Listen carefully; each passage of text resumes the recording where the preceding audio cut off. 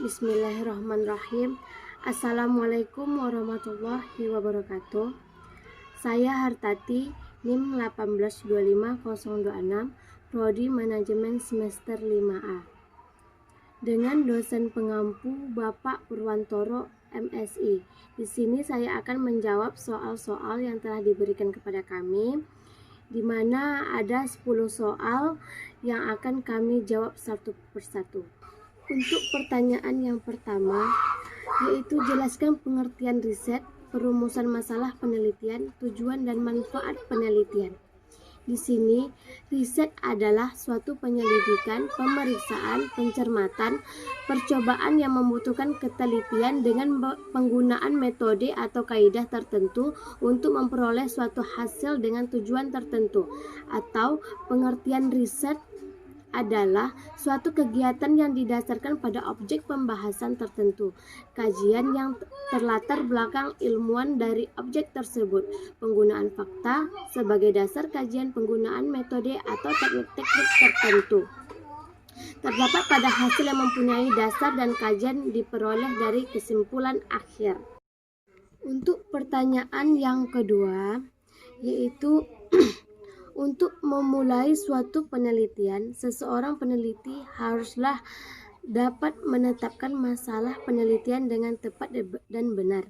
Di sini perumusan masalah kualitas memiliki karakteristik sebagai berikut. Di sini ada spesifik, yaitu langsung ke titik. Deskripsi yang terlalu lama menyembunyikan esensi masalah yang sedang diselidiki, dan pertanyaan yang diajukan bersifat baru dan asli dalam arti bahwa pertanyaan peneliti sebagai disebut di atas melibatkan perspektif atau pendekatan baru untuk melihat masalah yang akan dibahas atau relevan. Ini relevan dengan topik yang dibahas dalam komunitas ilmiah, yang berarti bahwa kata-kata masalah belum kompilasi dari hasil penelitian yang relevan yang telah dilakukan sebelumnya. Untuk pertanyaan yang ketiga, apa yang dimaksud dengan masalah? Menurut saya itu kalau masalah adalah suatu kendala yang datang dan juga bisa dianggap sebagai sesuatu yang harus kita selesaikan. Itu kalau menurut saya. Dan untuk pertanyaan yang keempat, sebutkan dan jelaskan paling sedikit 3 sumber masalah penelitian, kemudian uraikan contoh satu masalah penelitian bidang manajemen di sekitar Anda. Di sini ada 3 sumber ya. Yang pertama yaitu ada observasi. Observasi masalah dalam penelitian dapat diangkat dari hasil observasi terhadap hubungan tertentu yang belum memiliki penjelasan memadai dengan cara-cara rutin yang dalam melakukan suatu tindakan didasarkan atas otoritas atau tradisi. Di sini ada juga dedukasi dari teori. Teori merupakan konsep-konsep yang masih berupa prinsip-prinsip umum yang penerapannya belum dapat diketahui selama belum diuji secara empiris. Penyelidikan terhadap masalah yang dianggap dari teori berguna untuk mendapatkan penjelasan empiris praktif tentang teori. Di sini ada yang kedua, kepustakaan. Hasil penelitian mungkin memberikan rekomendasi perlunya dilakukan penelitian ulang, baik dengan atau dengan variasi. Yang ketiga ada sumber masalah sosial. Di sini masalah sosial yang ada di sekitar kita atau yang baru menjadi berita terhangat atau hot news dapat menjadi sumber masalah penelitian. Pengalaman pribadi dapat menimbulkan masalah untuk memerlukan jawaban empiris untuk mendapat pemahaman yang lebih mendalam. Di sini ada pertanyaan yang nomor 5. Jelaskan kriteria yang mensyaratkan suatu masalah penelitian akan layak diteliti. Di sini kalau menurut saya masalah tersebut layak diteliti itu artinya masalah tersebut dapat dilakukan suatu pengkajian terhadap masalah tersebut dan dapat dilakukan dengan cara yang terukur secara empiris melalui pengumpulan data dan pengolahan data. Masalah yang berkaitan dengan isu filosofis dan etika atau moral tidak dapat dikategorikan masalah yang layak diteliti dan konteks pembahasan.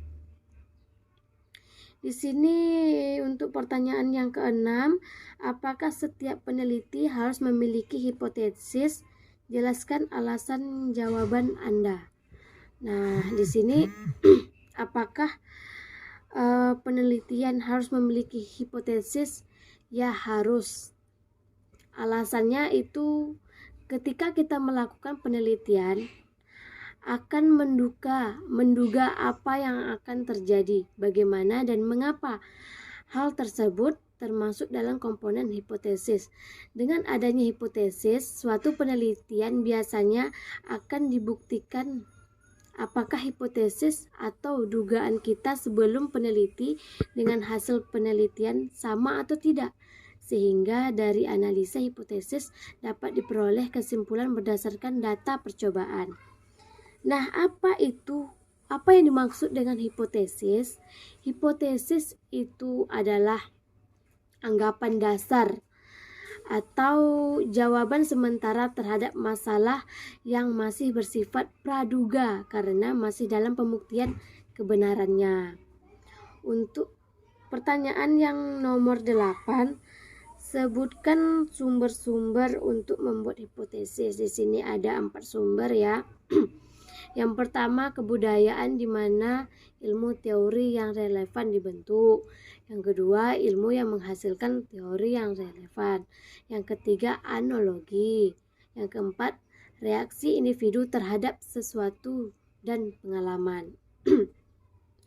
Yang kesembilan itu pertanyaannya, dalam penelitian diharuskan untuk melakukan pengolahan data. Menurut Anda, pentingkah pengolahan data itu? Menurut saya penting, karena pengolahan data merupakan proses analisis dan penyajian data menjadi informasi yang akurat. Proses pengolahan data antara penelitian kualitatif dan penelitian kuantitatif berbeda. Ini ada pertanyaan terakhir ya. Itu pertanyaannya, setelah kita melakukan pengolahan data, maka kita sebagai peneliti diminta untuk melakukan interpretasi dari data yang telah kita olah. Di sini ada pertanyaannya, jelaskan apa itu yang dimaksud dengan interpretasi data.